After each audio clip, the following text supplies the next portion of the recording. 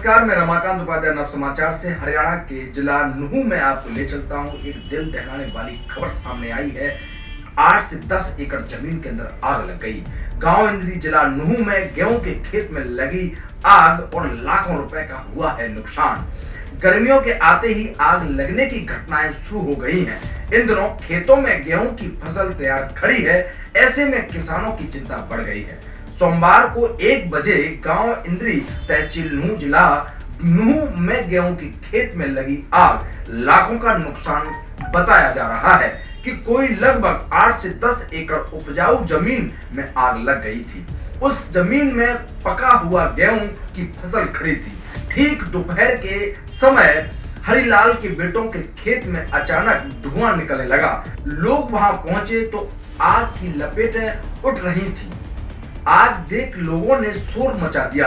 गेहूं के खेत में भी आग की चपेट में आ गए। उसके खेत में खड़ी गेहूं की फसल भी जलने लगी। खेत मालिकों ने लोगों की मदद से आग बुझाने का प्रयास किया।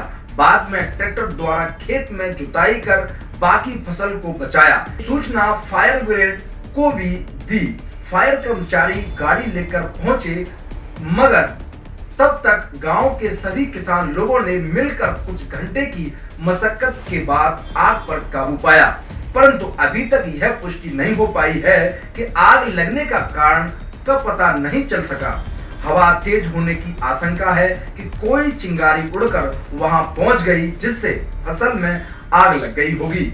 खेत मालिकों ने बताया कि उनका लाखों का नुकसान हो गया। यह जमीन ब्रह्मजीत पुत्र हरिलाल, महेश पुत्र हरिलाल, हरिचंद्र पुत्र हरिलाल और मुकेश पुत्र गिरिराज, इन लोगों की जमीन बताई जा रही है। क्या सरकार इन किसानों के साथ खड़ी होगी? क्या सरकार इनको मुआवजा देगी?